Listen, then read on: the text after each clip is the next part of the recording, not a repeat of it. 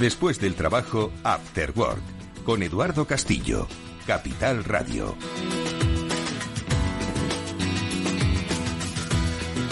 ¿Qué tal, amigos? Buenas tardes, bienvenidos. Ya comienza, esta es la sintonía que nos avisa de que el Cyber After Work, el programa de ciberseguridad de Capital Radio, ya da comienzo, como siempre, con la ayuda experta de Pablo Sanemeterio y Mónica Valle, con los que hoy vamos a hablar de...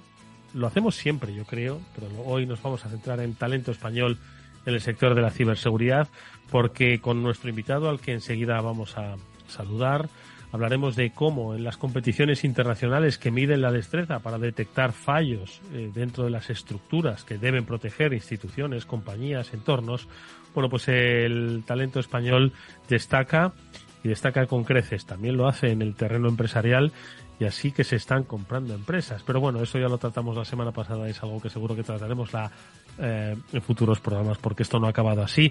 Estoy seguro de que de ello seguiremos hablando, ¿verdad, Mónica Valle, en futuros programas? ¿Cómo estás? Buenas tardes. Muy buenas tardes. Desde luego, un tema que estuvo interesantísimo, así que animamos a los que no pudieron escucharlo que lo hagan.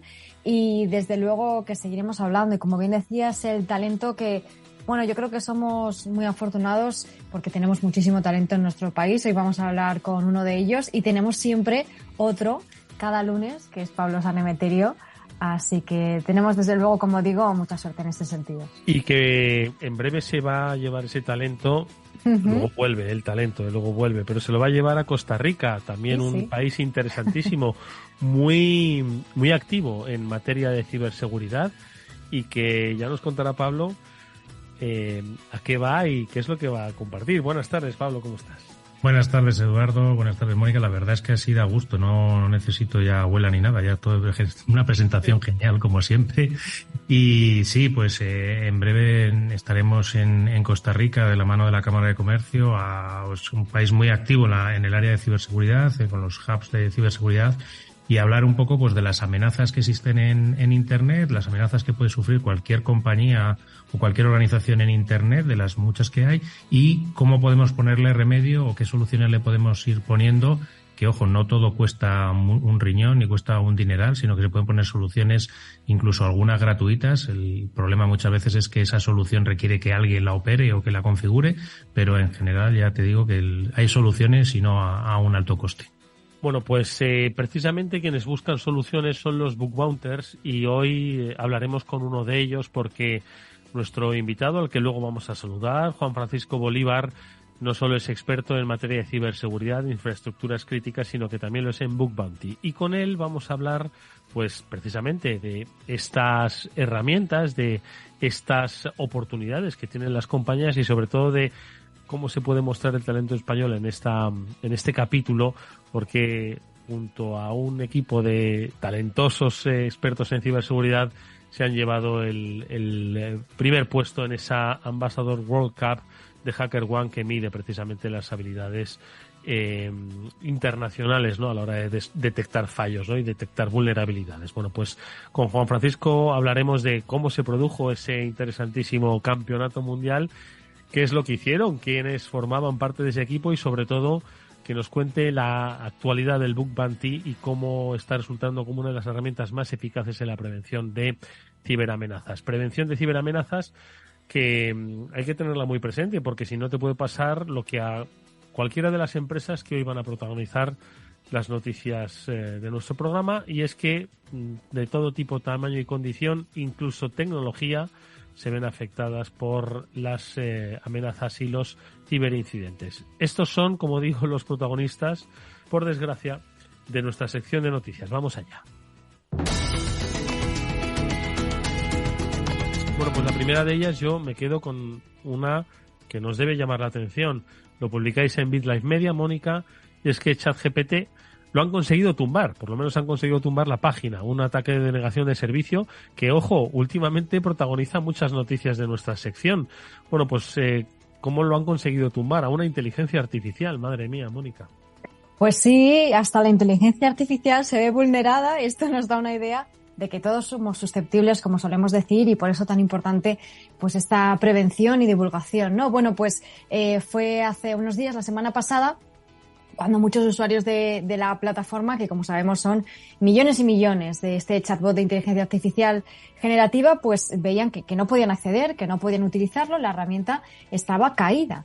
No fue mucho tiempo, no llegó a 2 horas, pero bueno, tiempo suficiente para que todas esas personas que ya son un poco dependientes de esta inteligencia artificial no pudiesen hacer lo que tenían previsto, ¿no? ¿Y qué ocurrió? Pues un ataque de denegación de servicio distribuido, lo que denominamos un DDoS, que ahora nos lo explica Pablo técnicamente mucho mejor, pero básicamente son muchísimas peticiones a ese servicio, a esa aplicación online o a ese servidor en un corto periodo de tiempo, de tal forma que se satura, se colapsa porque no puede hacer frente a todas esas peticiones. Entonces, pues la propia compañía comunicaba de manera frecuente en su web qué es lo que estaba pasando, decían que estaban lidiando con esas interrupciones debido a un tráfico anormal que está debido a un ataque de denegación de servicio y bueno, finalmente consiguieron resolverlo, consiguieron recuperarlo. Ha habido un grupo cibercriminal que sí que está detrás de este tipo de ataques y todavía no se sabe si han sido ellos, pero bueno, sí que apuntan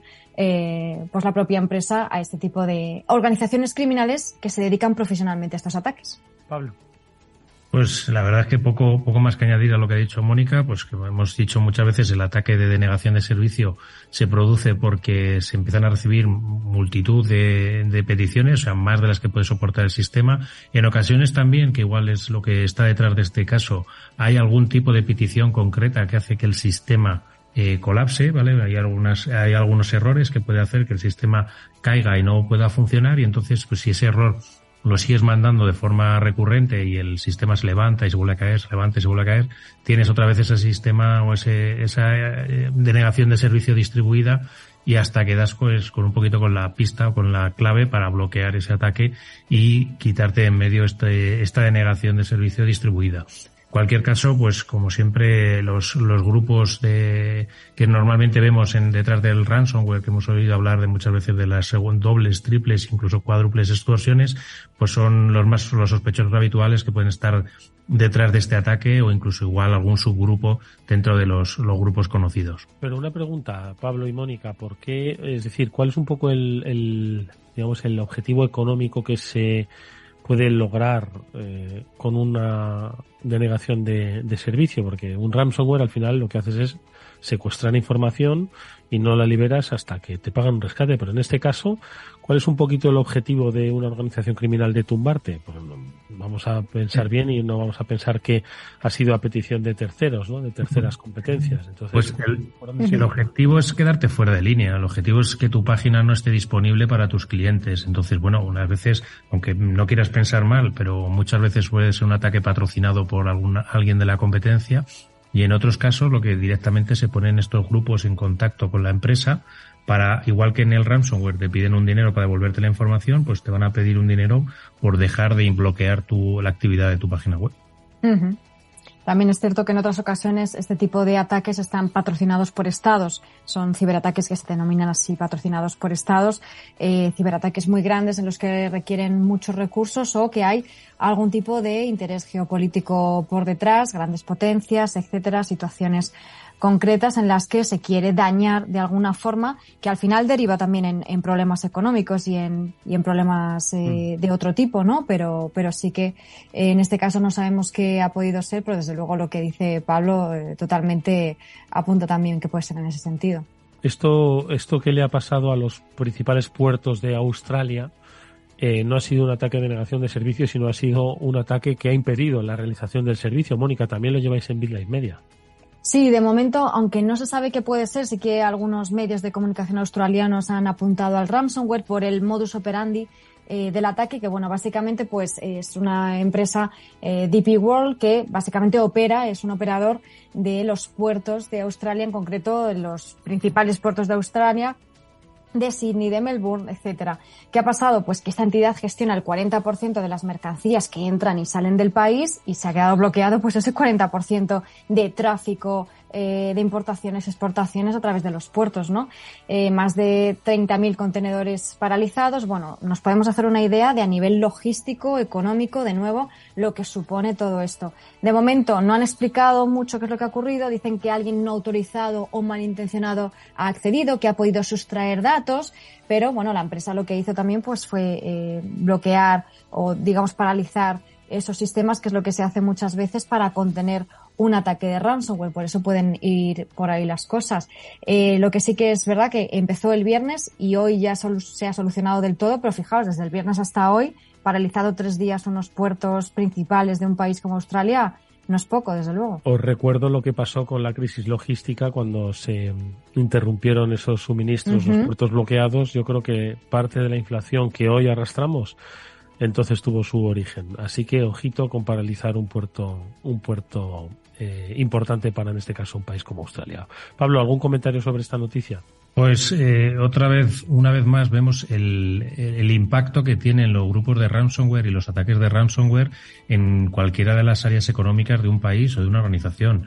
Creo que es importante que todas las personas que toman decisiones en cualquier organización vean la gravedad o lo crítico de quedarte parado 5, 4, 3 días y que tu negocio no funcione, y en ocasiones, ojo, que tu negocio puede que sea algo crítico que afecte a otras áreas de la sociedad. Entonces es muy importante tomarse en serio la prevención del ransomware y los ataques que estamos viendo. Y además que van de lado a lado. Lo que pasa es que, claro, aquí lo que le ha pasado ha sido un ransomware, sí que está además certificado en esta ocasión, al mayor banco de China, ICBC. Claro, cuando antes habíais hablado de patrocinios por parte de Estados, en esta ocasión le ha tocado a un banco chino y yo no sé qué es lo que puede haber sucedido en este incidente, Mónica. Pues estamos hablando de nuevo de más infraestructuras críticas, que son buenos servicios esenciales para la ciudadanía, para la sociedad, como eran, antes hablábamos de puertos, hablabas de esa importancia y de lo que acarreamos desde hace años debido a problemas de suministro, y fijaos, una entidad bancaria, y además que es la más grande de China. En este caso, pues ha sido la filial de Estados Unidos, de esta entidad bancaria china, la que ha sido víctima del ciberataque. Y bueno, pues ha impactado a sus operaciones, sobre todo a temas de, operaciones del Tesoro, etcétera. De hecho, pues como anécdota, ¿no? Como curiosidad, algunos medios como el Financial Times y algunos en este sentido, Bloomberg, etcétera, pues destacaban que tenían que volver al pasado, ¿no? En vez de enviar operaciones pues a través de mensajería por todo Manhattan, pues lo enviaban con mensajeros que enviaban USBs con claves y con las operaciones, ¿no? A través de memorias digitales, ¿no? Pues bueno, para que veamos lo que puede ocurrir cuando se ven afectadas estructuras como estas. Y volver un poco a lo que antes también funcionaba igualmente. Ojo, no era tan inmediato, pero era muy, muy eficaz. Pablo, comentario breve. Pues en este sentido, lo que hablábamos, al final casi todas las empresas tienen un mecanismo de emergencia que les permite continuar, pero continuar solo con las actividades más críticas o con los clientes más críticos. El resto del servicio se ve degradado y se ve que no funciona, y aquí pues hemos visto, como bien decías, no sabemos quién estará detrás de momento, pero el impacto ha sido fuerte, ya que estamos hablando de un sector crítico como es la banca.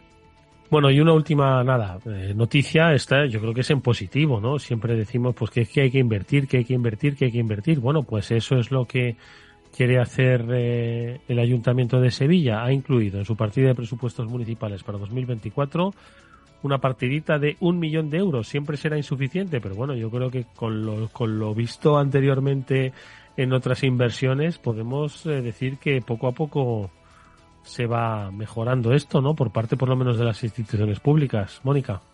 Claro, al final es lo que solemos decir, que lo importante es esa inversión en ciberseguridad, que es básicamente destinar los recursos adecuados para la entidad o para la empresa de la que estemos hablando, ¿no? No todas las empresas ni todas las organizaciones o instituciones van a requerir ni la misma inversión ni cuando se invertir en los mismos recursos, las mismas herramientas y soluciones. Entonces, bueno, pues como sabemos, el Ayuntamiento de Sevilla hace unas semanas sufrió ese ciberataque de ransomware que le dejó paralizado tanto tiempo, todas las operaciones que de nuevo tuvieron que volver al lápiz y al papel para poder realizar todos los trámites, pues la ciudadanía se vio muy afectada, etcétera. Por cierto, Lockbit, que fue el grupo de ransomware muy profesionalizado también, que estuvo detrás del ataque y ha sido también el autor del ataque que estábamos comentando ahora del banco chino. Todo está muy, muy relacionado. Al final son algunos agentes muy grandes de cibercrimen que actúan a nivel mundial y que provocan esos daños. Pero bueno, siempre una buena noticia es aumento de la inversión en ciberseguridad, pero bueno, siempre hay que intentar, por poner ahí el punto, hacerlo antes de que ocurra el incidente, aunque bueno, en muchas ocasiones, y no es el primero ni será el último, que se hace un poco pues a posteriori cuando ya se han sufrido esas consecuencias, ¿no? Pablo, ¿mucho dinero o poco dinero?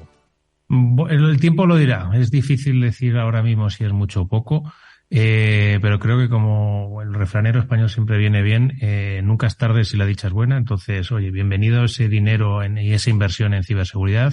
Lo importante es que después de esa cantidad de dinero se les pueda sacar bien el partido y sea una inversión optimizada y en la cual pues sea eficaz y eficiente para mejorar la seguridad de los sistemas de este ayuntamiento. Bueno, tienen dinero para fichar talento, el talento español, que es el que nosotros vamos a reivindicar ahora con nuestra siguiente entrevista. Ahora vamos a hablar ya con Juan Francisco Bolívar, experto en Bug Bounty, pero antes vamos a escuchar si os parece un consejo y volvemos con nuestro invitado. De forma no intencionada, los usuarios pueden abrir agujeros de seguridad al conectar su ordenador o smartphone a la red de su empresa, incluso cuando utilizan una VPN. Bueno, pues reducir la superficie de ataque con un modelo Zero Trust se ha convertido ya en una necesidad para las empresas. Os podemos contar más en zscaler.es.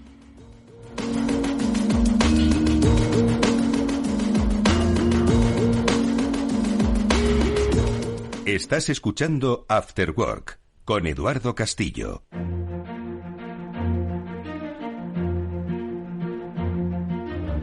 Bueno, pues nuestro invitado repite, ojo, ya Juan Francisco Bolívar estuvo hace un tiempo en este Cyber After Work hablándonos de infraestructuras críticas. Fue muy interesante la charla que tuvimos y que seguro que Pablo nos recuerda el número de podcast en el que se encuentra, pero hoy no vamos a hablar de eso, sino de Bug Bounty. También hemos hablado mucho de Bug Bounty y hemos hablado con buenos Bug Bunters. Un recuerdo siempre afectuoso para Antonio Fernández, al que le apreciamos en este programa. Pero hoy hablamos con el Bug Bunter, es decir, el que la comunidad internacional ha determinado que él, junto al equipo español, no solo ganaron ese campeonato, sino que fueron los que más destacaron en la resolución de pues los problemas a los que se enfrenta. Bueno, pues este Bug Hunter es Juan Francisco Bolívar, al que ya saludamos en el programa. ¿Cómo estás? Hola, buenas, Edu. Buenas tardes. Buenas, Edu, Mónica, Pablo, ¿qué tal?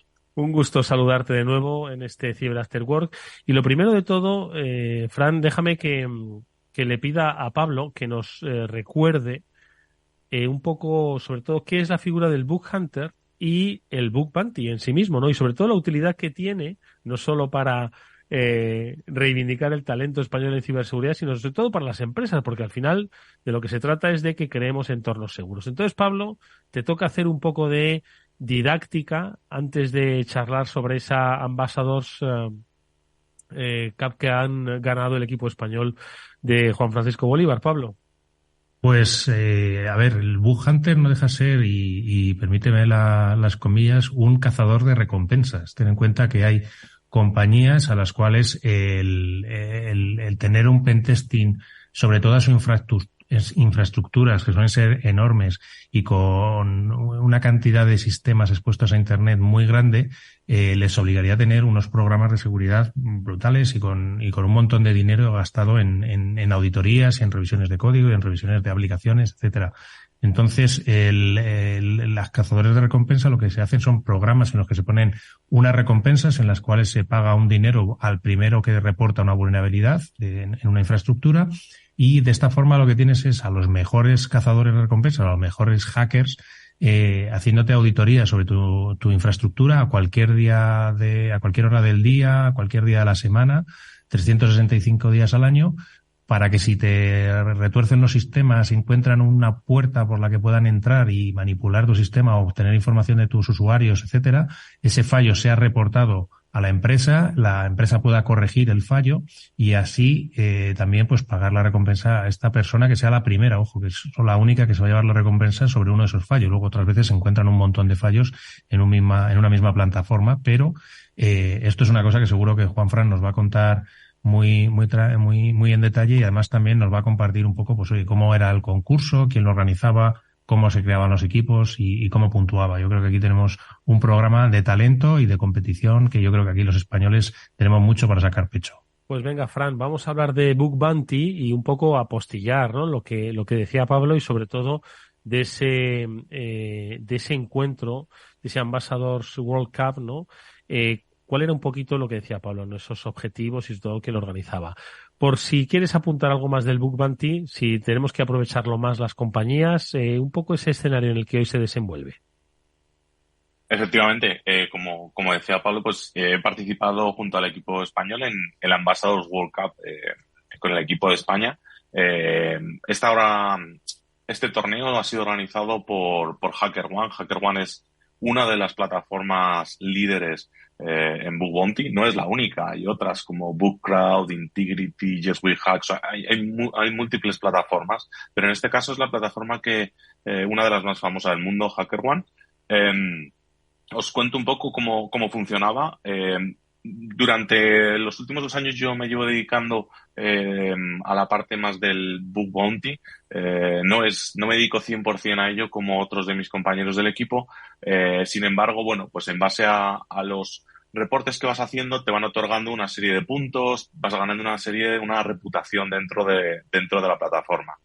En base a esto, los 2 capitanes que teníamos dentro de la selección, pues formaron el equipo de la selección española y bueno, yo fui uno de los seleccionados para participar.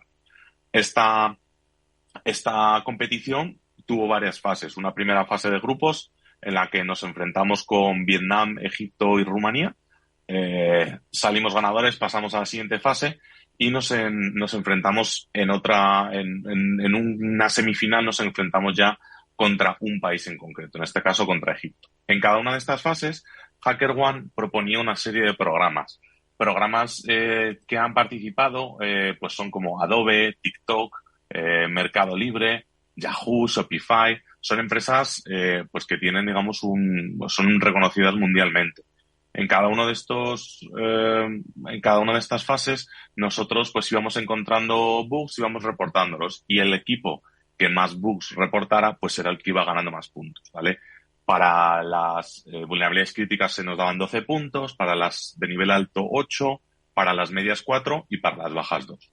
Por supuesto, aparte de los puntos, como bien decís, el Bug Bounty es una caza de recompensas. Entonces, en cada uno de estos bugs se les otorgaba un bounty, lo que sería una recompensa económica a los bug hunters. Por lo tanto, no se perdía la parte del bug hunting tradicional, sino que además te dan unos puntos para esta competición en concreto.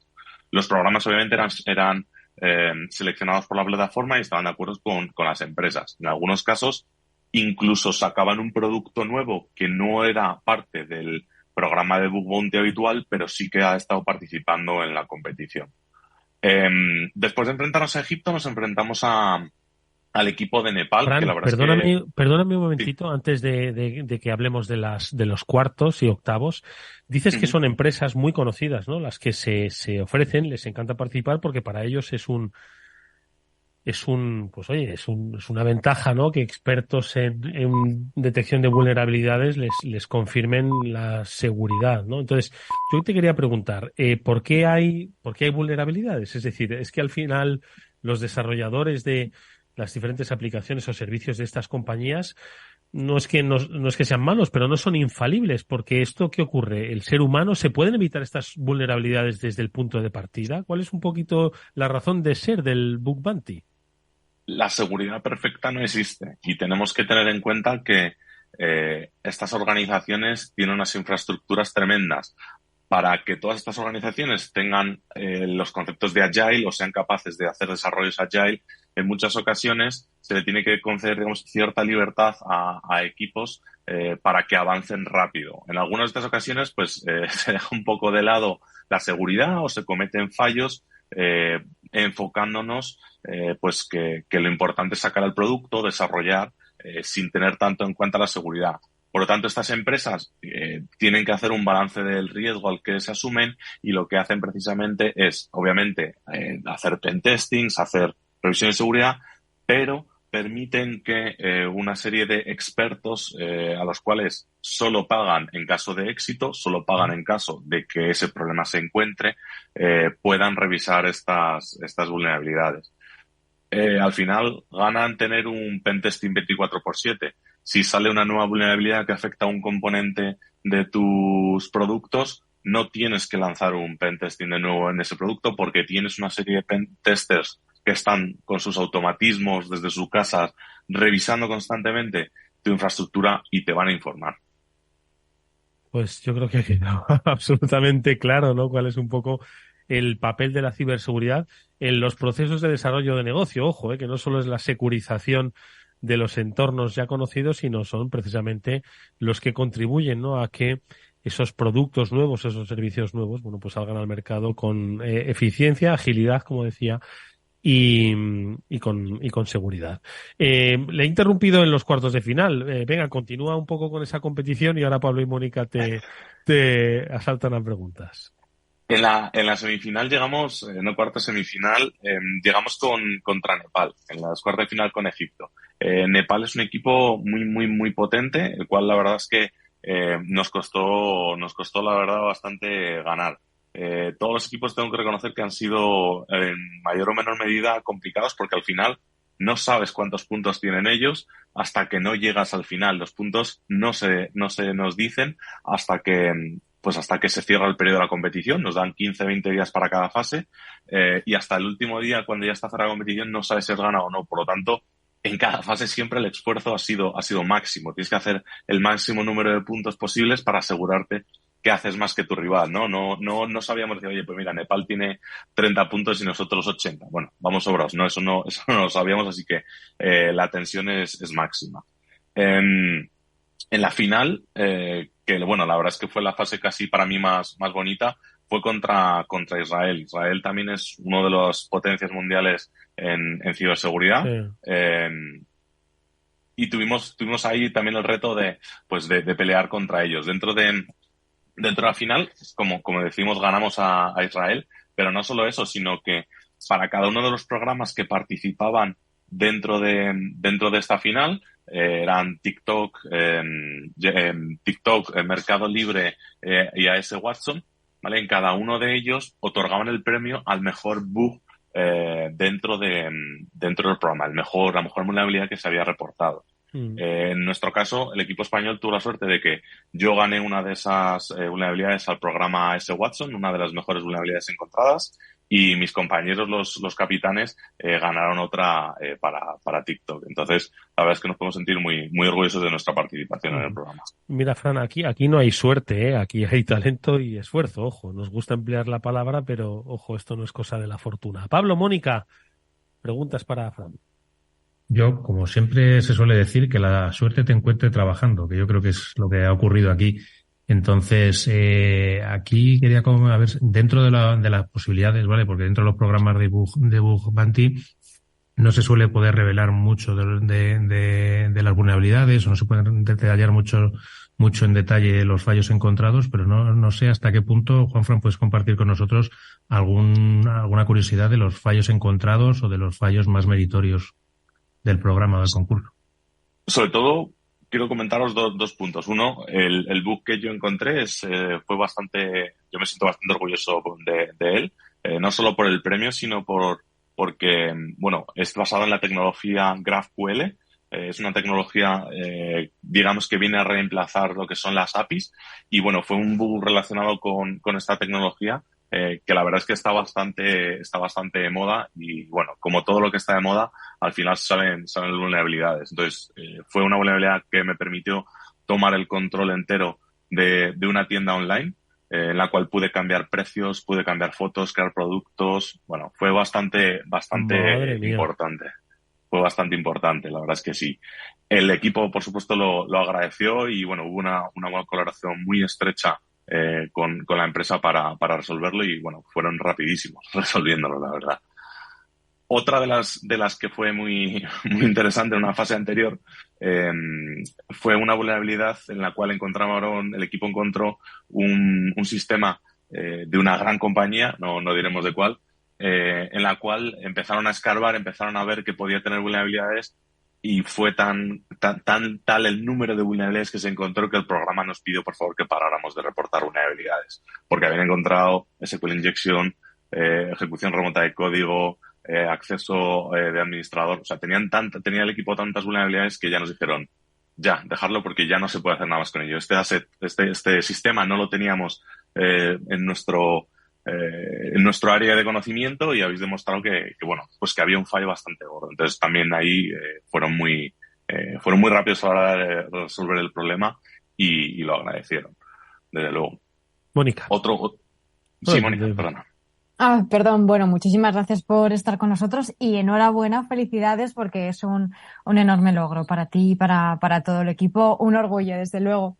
Y me gustaría saber, ¿qué es lo que más te gusta de este mundo del cazador, de los fallos, ¿no? De las vulnerabilidades y también, pues para los que nos estén escuchando que les esté gustando este mundo, ¿hay que formarse específicamente para esto? Porque me imagino que habrá que saber de muchos aspectos o no, al contrario, en vez de ser generalista hay que hiperespecializarse en un ámbito, que además son muchos y muy complejos, Fran.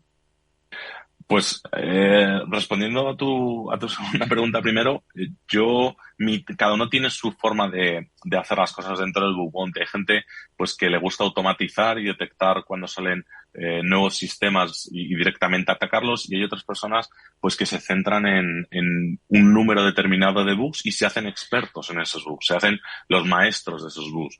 Yo considero que para mí funciona mejor pues hacerme especialista en 3-4 tipos de bugs y centrarme en explotarlos. Al final, la dificultad que tiene el encontrar estos bugs es bastante alta, ya que se supone que antes que tú han pasado muchas más ojos por allí, han estado visitándolo pentesters, revisiones de código, herramientas automáticas. Ha habido una serie de procesos que han tenido que dejar pasar ese bug para que tú lo encuentres como bug hunter, ¿no? Es la última fase de la seguridad. El bug hunter ya está en producción, todo está funcionando, todo creen que está 100% seguro y ahí es donde tienes que meter. Entonces, para mí es recomendable ser altamente especializado en un tipo de bugs y hacerte el mejor en ese tipo de bugs. En cuanto a la parte... Bueno, ya te iba a interrumpir otra vez. No, perdona, Fran, termina con esa respuesta de Mónica y ahora te hago yo una pregunta con respecto a esto. Adelante. En cuanto a la formación, pues realmente hay cursos de bug hunters que han sacado cursos para esto. Sin embargo, obviamente necesitas una base técnica muy fuerte, tanto de redes como de programación, saber de pentesting. Y luego, mi experiencia es que en base a leer reportes de otros y a echar muchísimas horas, al final es como te puedes involucrar en este tipo de sistemas.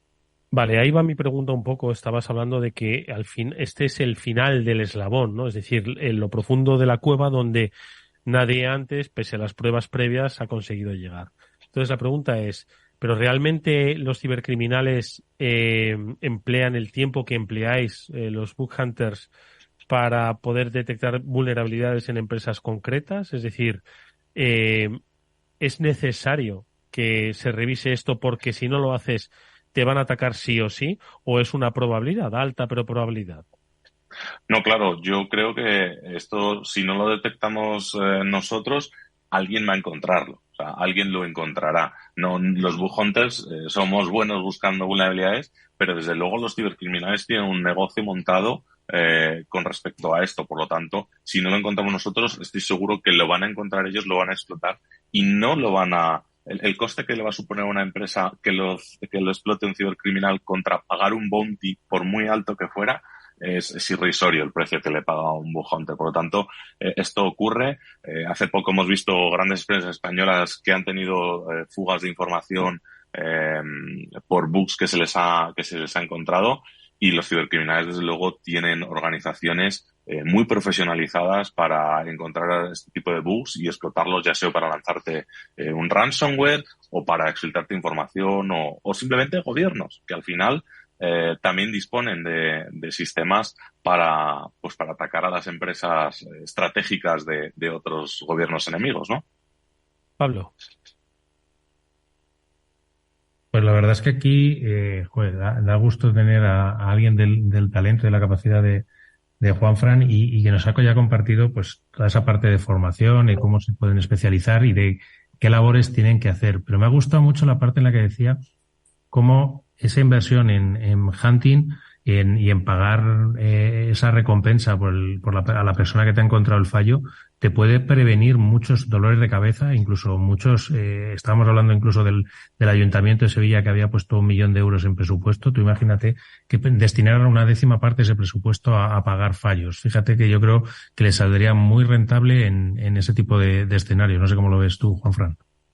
Totalmente de acuerdo. Yo no solamente estoy en el bug hunting en el lado del que busca bugs, sino también profesionalmente he trabajado como receptor o como persona que está organizando programas de bug bounty, y el gasto que te puede suponer hacer un pentesting a lo mejor a, no sé, vamos a decir un número, 50 páginas web, comparado con los bounties que puedes tener que pagar en esas páginas web, compensa muchas veces hacer.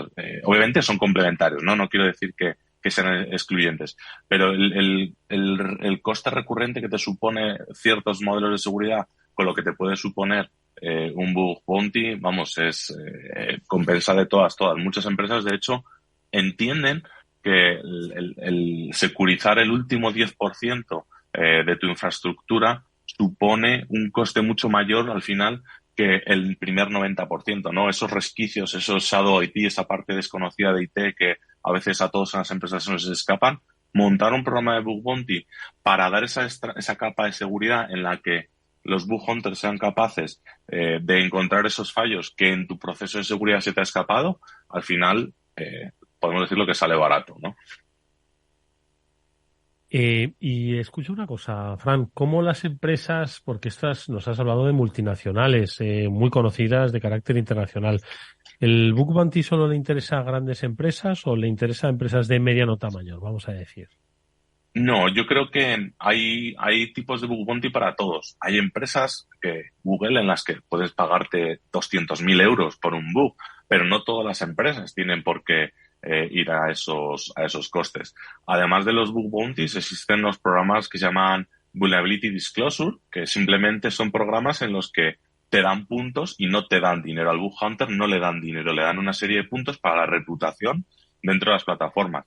Por lo tanto, el coste para la empresa de montar estos sistemas es mucho más reducido. Además, en función del tamaño de tu empresa, cuando te incorporas a una de estas plataformas, te aconsejan una serie de empezar por una serie de assets limitados, los bounties, pues no irte a unos bounties muy altos, sino a lo mejor decir, oye, pues por un crítico pago $500. Evidentemente, la atracción del talento será más reducida a un programa que paga menos que uno que paga más. Pero para empresas en las que empiezan o quieren probar o, como tú dices, son de tamaño medio, es una opción también para poder dar ese paso más de seguridad, ese paso más de madurez, sin meterse en un problema de coste que no puedan mantener.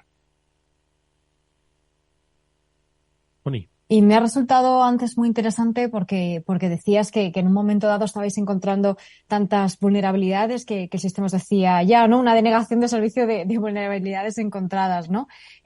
¿Cuáles son las más habituales que se pueden o que se suelen encontrar en este tipo de programas? O incluso a veces las propias empresas que organizan estos concursos especifican, ¿no? Qué tipo de fallos o de errores son los que quieren que encontréis, ¿no? Por así decirlo.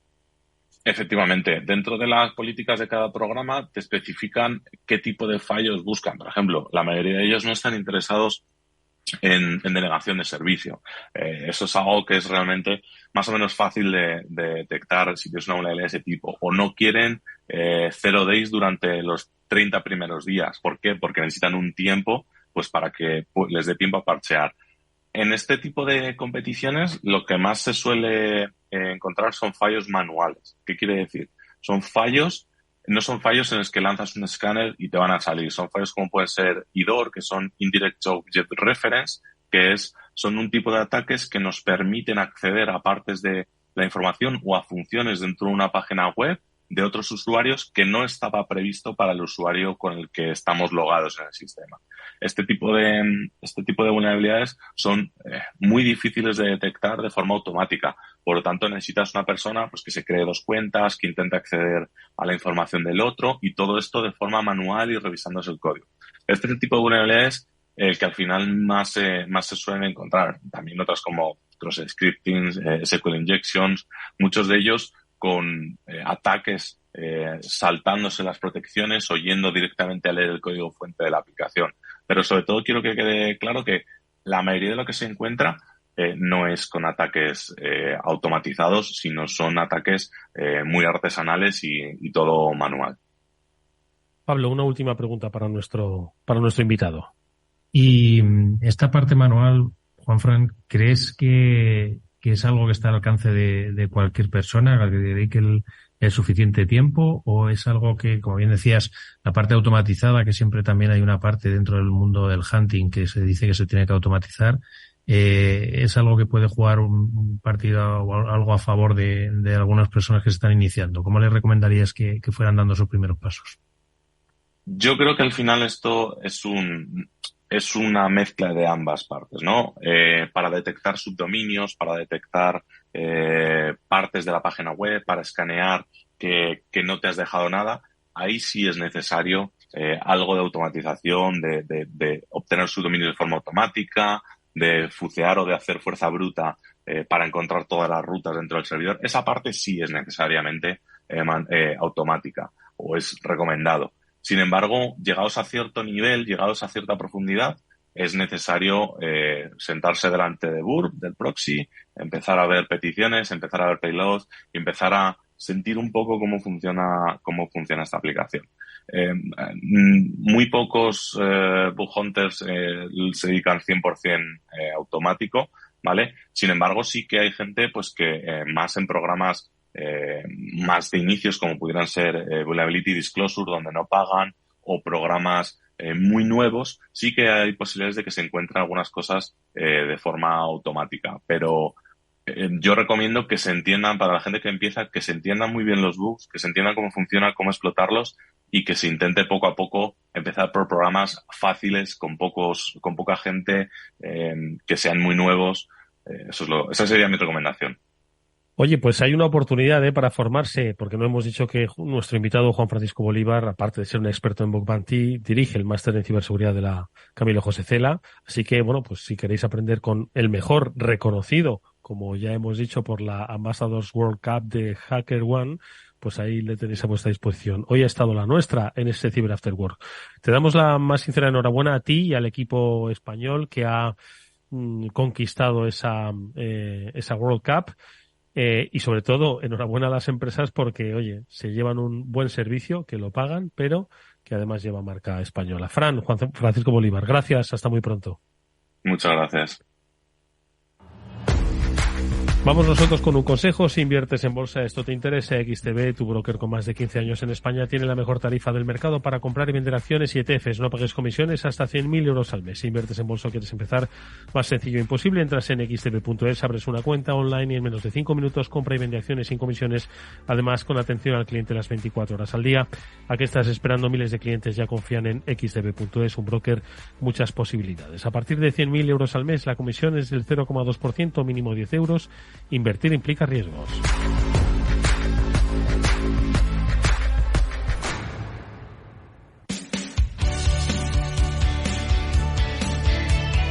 Espacio Seguro. Todo lo que debes saber para que tu día a día en Internet sea más seguro.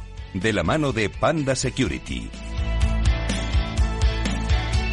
Bueno, pues hoy nos adelantamos a un tema que el Observatorio de la Ciberseguridad de Panda Security va a publicar próximamente y que tendremos la oportunidad de comentar con detalle la próxima semana junto a nuestro amigo Hervé Lamberti, que tiene que ver pues con una realidad peligrosa, ¿no? Que es la que genera estos entornos digitales en los que nos movemos. Hemos hablado de, pues la seguridad que hay en redes sociales, hemos hablado de la domótica y cómo la vida está conectada, ¿no?, a la red y nuestro día a día. Pues hay que entender que si estamos conectados hacia afuera, nos lo explicaba nuestro invitado hace un instante, pues puede tener brechas de seguridad desde un programa, una aplicación, un comercio electrónico o una nevera conectada a Internet. Pero hay un tema que conecta lo físico y lo digital, que es el del ciberacoso. Es el próximo objetivo que tiene la temática del Observatorio de Ciberseguridad de Panda Security, y es que hay un entorno que exige que se analice cómo canalizar la violencia, el ciberacoso, la violencia digital, ¿no?, especialmente si se trata de violencia de género o violencia contra la orientación sexual de las personas.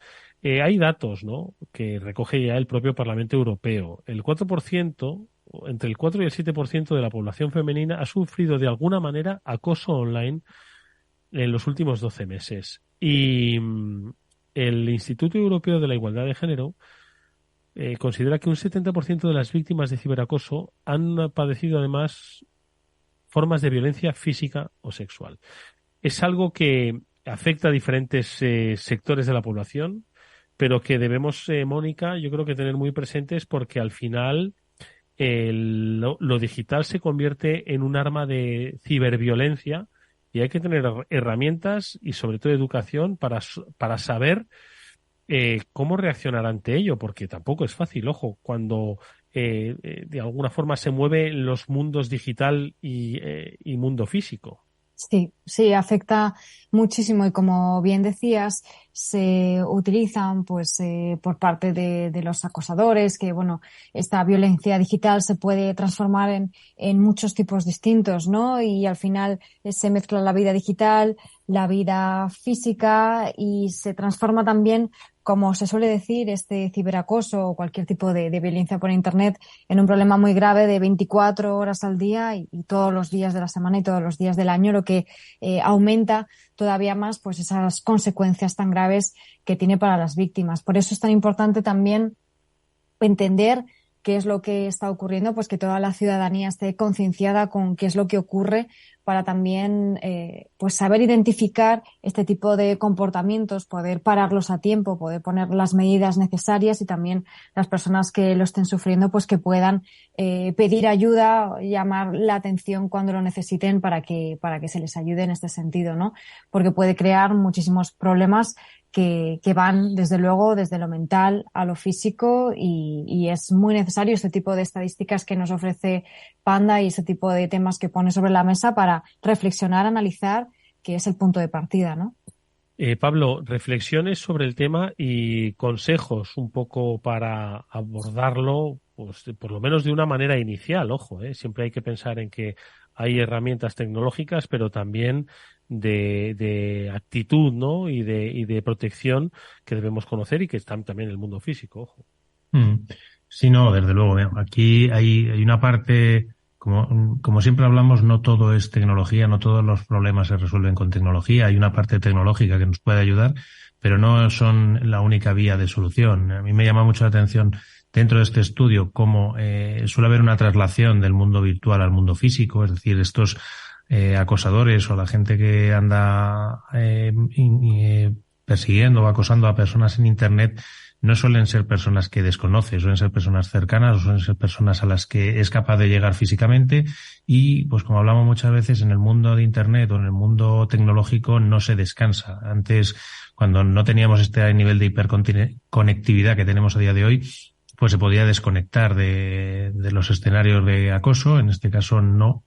Y lo más importante, la educación, el tener claro que determinadas actitudes o determinadas formas de, oye, te tengo que revisar el móvil, tengo que ver con quién hablas, con quién no hablas, dónde estás en todo momento, son cosas que no son aceptables bajo ningún concepto por parte ya no de personas de la misma edad, o incluso de relaciones personales que estén o cosas similares.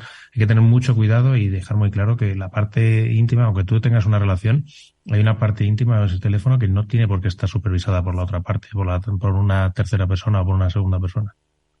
Pues yo creo que habéis dado un poco la clave, ¿no? Sobre cuáles son los riesgos que hay en este tipo de ciberviolencia y de ciberacoso, ¿no? Más cuando se tiene presente el género o la orientación e identidad sexual de cada uno.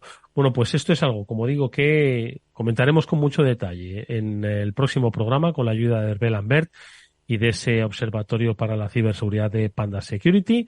Lo contaremos el próximo lunes. Nosotros vamos ya despidiendo este interesantísimo programa. Venga.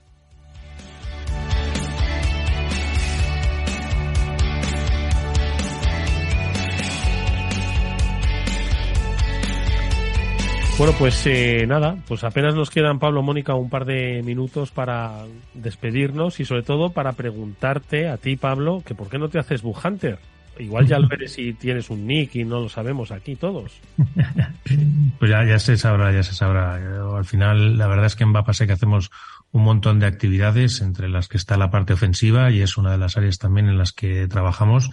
Pero nos gusta también la parte de asesoramiento, nos gusta la parte defensiva y de plantear soluciones gracias a ese conocimiento ofensivo. Entonces, pues bueno, es un poco lo que trabajamos y lo que hacemos. Nos gusta la tecnología y la ciberseguridad, Eduardo. Porque Moni, tú y yo creo que poco podemos hacer ahí, ¿no? Bueno, les damos apoyo, todo el que quieran. Y creamos una historia alrededor del bug encontrado, ¿no? Sí. Y bueno, pues nos comemos unas palomitas mientras vemos todo lo que hacen, que hoy es muy interesante ver esto en directo y mira, una idea que estamos dando aquí para... Bueno, pues no, yo creo que es muy interesante hoy lo que nos ha contado nuestro invitado, Juan Francisco Bolívar, sobre el propio concepto, ¿no?, de Bug Bounty, que siempre nos gusta recordar el objetivo que tiene, y ya le estabais escuchando, ¿no? Cómo es capaz de entrar en un comercio electrónico y cambiar absolutamente todos los precios y todos los entornos del comercio online. Y puede que ese ataque igual no viene de un grupo con capucha, sino viene de tu principal competidor, que igual está varios países más allá, pero que en un mercado internacional hace las veces de competencia. Bueno, pues ese ha sido nuestro Cyber After Work. Volveremos la próxima semana. Estarán con nosotros invitados de Zscaler. También estará con nosotros Hervé Lambert y seguiremos hablando, como siempre, con los mayores expertos, que para mí son Pablo y Mónica. Gracias, amigos. Nos vemos la próxima semana. Chicos, Pablo, Mónica, adiós. Adiós, Edu. Y darle las gracias a Jorge Zumeta por gestionar técnicamente el programa. Venga, hasta mañana. Adiós.